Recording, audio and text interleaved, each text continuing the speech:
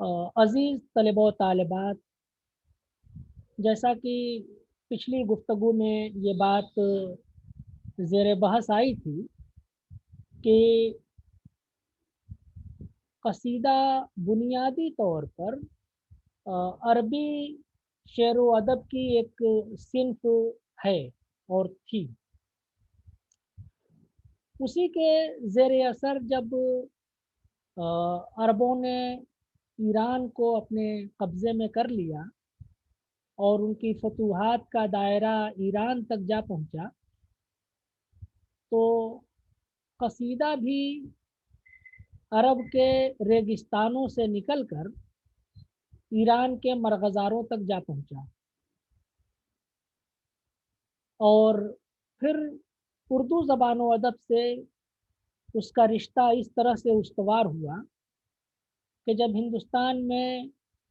फ़ारसी एक सरकारी ज़बान की हैसियत से अ, बेअसर होने लगी या उसकी गिरफ्त कमज़ोर पड़ने लगी,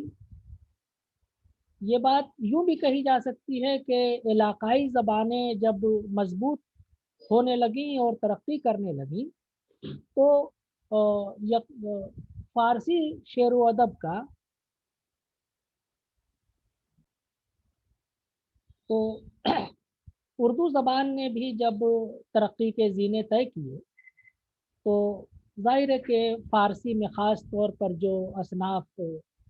हावी थीं और जो उस वक़्त की तहज़ीब का और उस वक़्त के मुआशरे की जो नुमाइंदगी कर रही थी, वो सब उर्दू की तरफ खिसकना शुरू हो गया और उर्दू इस तरह से मज़बूत तर होती चली गई। ये बड़ी दिलचस्प और अजीब बात है कि अरबी और उर्दू ज़बान का बराह रास्त कोई रिश्ता नहीं है, लेकिन कसीदा अरबी सिन्फ़ शेरी है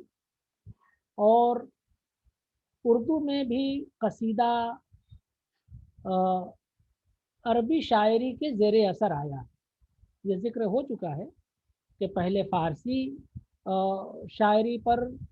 अरबी कसीदा असरअंदाज़ हुआ और जब फ़ारसी शायरी का ज़ोर घटने लगा, तो उसकी जगह उर्दू शेर व अदब ने ले ली। ये बात भी 1-2 गुफ्तगू में आ चुकी है कि किस तरह से अरबी क़सायद का दौर अव्वल में किस तरह से हाल अहवाल था, यानी उनके अंदर किस तरह की ख़ुसूसियात मौजूद थीं। जब हम जाहिली दौर के क़सीदों का मुताला करते हैं, तो हम इस नतीजे पर पहुँचते हैं कि जिस तरह जाहिली दौर का समाज सीधा-सादा, एकहरा, कोई पेचीदगी नहीं, रेगिस्तान की ज़िंदगी है, आबो-दाने की तलाश में और चारे पानी की तलाश में लोग एक मकाम से दूसरी मकाम तक हिजरत करते हैं। तो वो जो कबायली अंदाज़ की सादगी और संगीनी थी, वो अरबी कसीदों का भी हिस्सा बनी और यही वजह है कि अरबी कसीदे जो दौरे जाहिलियत के हैं, उनमें हकीकत निगारी एक बहुत बड़े उन्सुर के तौर पर शामिल हुई और चूँकि अरबों का एक मिज़ाज भी है, अरबों का एक मिज़ाज था सखावत, दरियादिली और कबायली असबियत। शायर और अफ़राद अपने कबीलों के लिए जी जान की बाज़ी लगा देते थे। अभी बाज़ार ओकास का ज़िक्र आया था कि किस तरह से वहाँ के मेले में शोरा आते थे और उन शोरा को बड़ी इज़्ज़त व तौक़ीर हासिल होती थी और वो किस तरीक़े पर अपने अपने कबीले की बड़ाई का और अपने कबीले के इम्तियाज़ात का दावा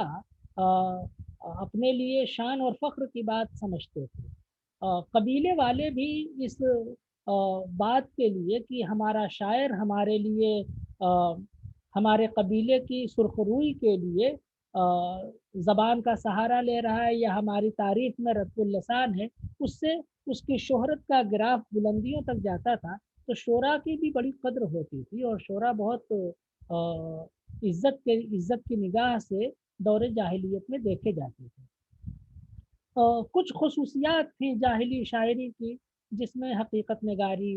اور جس میں حسن و عشق کا بیان بہت اہمیت رکھتا ہے۔ عام طور سے قصیدے میں شعراء اپنے قبیلے کی شان اور اپنی شاعری کی عظمت کا اعتراف کرتے تھے، اور سب سے خاص بات اس میں یہ ہوتی تھی کہ اس میں مبالغہ نہیں ہوتا تھا، یعنی تمام تر مدح و توصیف کا ذکر کرنے کے باوجود بھی عرب مزاج کی خصوصیت یہ تھی کہ وہ مبالغہ کو ابتدائی دور میں انتہائی ناپسند کرتے تھے۔ اور اس سلسلے میں ایک واقعہ مشہور ہے کہ کسی امیر نے کسی شاعر سے کہا کہ تم میری شان میں یہ بات کہو، تم میرے لیے ایسا ایسا لکھو۔ تو شاعر نے کہا افعل اقول،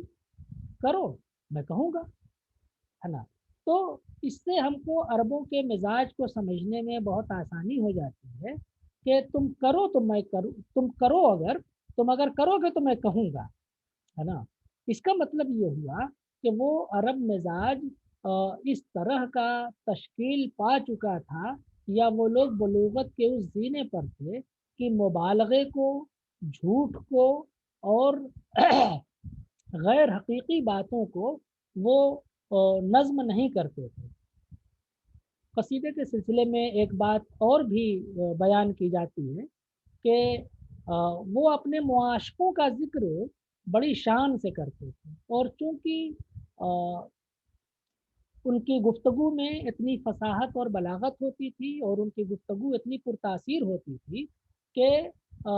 اس کے بڑے دور رس اثرات مرتب ہوتے تھے۔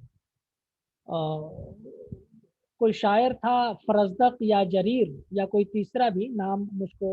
ایک دم یاد نہیں آ رہا ہے ابھی، لیکن ایک خاتون تھی، اس کی کئی بیٹیاں تھیں، تو اس کی شادی نہیں ہو رہی تھی بیٹیاں، تو قصیدہ لکھوایا اس عورت نے اس شاعر سے، اور اتفاق کی بات کی اس کی لڑکیوں کی شادی کے لیے پیغامات آنا شروع ہو گئے، اور من چاہی جگہ ان لوگوں کی شادیاں ہو گئی۔ تو اس طرح سے عرب معاشرے میں قصیدے کی اہمیت تھی، اور وہ قصیدہ چونکہ حقیقی واقعات پر مشتمل ہوتا تھا، اس لیے اس کے اثرات بھی دیرپا ہوتے تھے اور دوررس نتائج کے حامل ہوتے تھے۔ جب عربی قصیدہ جاہلی دور سے نکل کے دور اسلام میں آیا، تو اسلامی دور میں اس کو بہت فروغ نہیں ہوا، کیونکہ اسلام کی اپنی ایک تبلیغی تحریک تھی وہ، اور اس میں شاعری کو ایک طرح سے ثانوی حیثیت حاصل ہو گئی۔ اس کے باوجود اللہ کے رسول نے حسان بن ثابت کو اور دوسرے کچھ شاعروں کو ان شعراء کا جواب دینے کے لیے ان کو ترغیب دی تھی، اور ان کی تحریک کی تھی کہ کس طرح سے شعراء کا جواب دیا جا سکتا ہے۔ جب اسلامی دور کے دو حصے ہیں، خلفائے راشدین کا دور اور دوسرا دور اموی خلیفہ کا حضرت معاویہ سے شروع ہوتا ہے، تو یہ جو اموی دور ہے، اس دور تک آتے آتے قصیدہ جو ہے اپنی وہ شان کھو بیٹھا جو اس کو حقیقت پسندی سے نزدیک اور مبالغے اور جھوٹ سے دور رکھتی تھی۔ جب قصیدوں کی پشت پناہی دربار نے لے لی، جب دربار پشت پناہی کرنے لگے، تو اس کا ایک بہت صاف روپ اس طرح سے سامنے آیا کہ وہ حصول زر کا یا دربار سے قربت کا ایک وسیلہ بن گیا، یعنی کہنا چاہیے کہ وہ اس سے ایک دنیاوی مفاد وابستہ ہو گیا، اور جیسے ہی اس سے ایک دنیاوی مفاد اور دنیاوی غرض وابستہ ہوئی، تو شاعری اصلیت سے رفتہ رفتہ دور ہوتی چلی گئی، اور یہاں تک کہ پھر مبالغہ اور حد سے زیادہ بڑھا ہوا مبالغہ شاعری کا معیار و میزان بن گئی۔ قدامہ ابن جعفر کی گفتگو میں یہ بات آئی تھی، ان کی ایک کتاب ہے نقد الشعر، اس میں انہوں نے اس بات کا ذکر کیا کہ ہماری بہترین شاعری وہ ہے، یا ہمارے بہترین شعر وہ ہیں جس میں سب سے زیادہ جھوٹ ملا ہوا ہے۔ جب عباسیوں کا دور آیا اور جب عباسی ایران کی عرب کی سرحدوں سے نکل کر کے ایران تک جا پہنچے تو وہاں پر فارسی قصیدے کا آغاز ہوتا ہے، اور اس دور میں جو عربی کے قصائد تھے، متنبی اس دور کا بہت بڑا شاعر تھا، تو اس نے قصیدے کو آسمان پر پہنچا دیا، اور وہی مبالغے سے بھرا پورا قصیدہ فارسی شاعری کے لیے ایک طرح سے معیار و میزان بنا۔ تو وہی معیار ابتدا سے فارسی شاعری میں آیا۔ رود کی پہلا بڑا شاعر مانا جاتا ہے فارسی زبان کا، اس کے ابتدائی اس کی ابتدائی شاعری میں حقیقت کا رنگ ہے، لیکن بہت جلد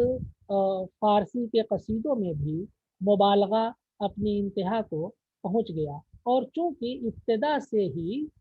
فارسی شاعری میں قصیدہ دربار کی ایک دربار تک رسائی حاصل کرنے کا ایک وسیلہ تھا، اس لیے فارسی قصیدوں سے یہ امید نہیں کی جا سکتی کہ وہ عربی قصیدوں کی طرح حقیقی واقعات پر انحصار زیادہ دیر تک کر سکتے۔ تو اس طرح سے عربی اور فارسی قصیدوں کی جو روایت ہم تک پہنچی ہے، وہ اس میں عربی قصیدوں کا اثر کم سے کم، کیونکہ عربی قصیدے کی بھی جو روح تھی، جو اصلیت اور سادگی والے جو عناصر تھے وہ ختم ہو گئے تھے، اور اس کی جگہ مبالغہ، تصنع، آمد کے بجائے آورد، بناوٹ، شان و شکو اور بھاری بھرکم الفاظ، یا اس طرح کی چیزیں جو جس کو ہم لوگ لفظی اور معنوی صنائی سے تعبیر کر سکتے ہیں، جس کو ہم لوگ بلند آہنگی سے تعبیر کر سکتے ہیں، یہ سب چیزیں فارسی روایت کا حصہ بنی، اور فارسی روایت کا حصہ بنتے ہی جب وہ اردو میں آئیں تو اردو میں تقریباً یہی عناصر ابتدا سے شامل ہوتے چلے گئے۔ جہاں تک اردو کے ابتدائی دور کے قصیدوں کی بات ہے، تو جب ہم یہاں کے اردو قصیدوں پر نگاہ ڈالتے ہیں تو ہم کو یہ اندازہ لگ جاتا ہے کہ قصیدے یہاں شروع سے ہی درباروں سے وابستہ رہے ہیں، اور جب دربار سے وابستگی ہو جائے گی تو یہ بات بہت سمجھنے کی ہے کہ شاعر آزادانہ طور پر اپنی طبیعت کا وہ جوہر نہیں دکھلا سکیں گے جو ان کی شاعری کو بہت بڑا بنا سکتے۔ اردو کے جو ابتدائی قصیدے ہیں اس میں ایک بڑی عجیب سی بات ہے کہ ابتدائی دور کے قصیدوں میں اتفاق سے محمد قلی قطب شاہ کو، جو اردو کا پہلا صاحب دیوان شاعر مانا جاتا ہے، اس نے 12 قصیدے بھی لکھے ہیں۔ 12 کا تعلق قلی قطب شاہ سے بہت زیادہ ہے۔ 12 امام، 12 انہی کی رعایت سے 12 پیاریاں، اس نے 12 قصیدے بھی لکھے ہیں، تو 12 کی گنتی یہ محض اتفاق ہے، لیکن چونکہ کتابوں میں اس کا ذکر آیا ہے اس لیے وہ آپ لوگوں تک بھی پہنچانا ضروری ہے۔ تو محمد قلی قطب شاہ نے جو قصیدے لکھے تو چونکہ وہ خود بادشاہ تھا، اس لیے اس کے قصیدوں میں وہ بناوٹ اور وہ مصنوعی پن اور وہ تصنع اور وہ تکلف یا وہ شاعر کی وہ عاجزی شامل نہیں ہو سکی جو دوسرے اردو قصیدوں کا یا جو غالب قصیدوں کا کی امتیازی خصوصیات ہیں۔ قلی قطب شاہ نے جو قصیدے لکھے وہ زیادہ تر اللہ کے رسول اور حضرت علی کی شان میں لکھے ہیں، تو ظاہر ہے کہ وہ ایک منقبت کا حصہ ہے۔ قصیدہ اور منقبت میں کیا فرق ہے اس کو پھر کسی گفتگو میں ہم بیان کریں گے۔ نصرتی اور غواصی جنوبی ہندوستان کے دو قصیدے کے بڑے شاعر ہیں۔ نصرتی علی عادل شاہ شاہی کے دربار کا شاعر تھا اور ملک الشعراء تھا، اور غواصی قلی قطب شاہی دور کا تھا، عبداللہ قطب شاہ کے دربار کا ملک الشعراء تھا۔ تو یہ دو شاعر ایسے ہیں جنہوں نے جنوبی ہندوستان میں قصیدے کو بہت سربلندی عطا کی۔ نصرتی کا نام خاص طور سے لیا جا سکتا ہے کہ اس نے جو بھی علی عادل شاہ شاہی کی تعریف میں قصیدے لکھے وہ بہت بلند معیار پر اور وہ فارسی قصیدوں سے بہت قریب کا رشتہ رکھتے ہیں۔ تو ابھی یہ بات یہاں تک ہم کرتے ہیں، اس کے آگے کا ذکر پھر کسی اور لیکچر میں کر کریں گے انشاءاللہ۔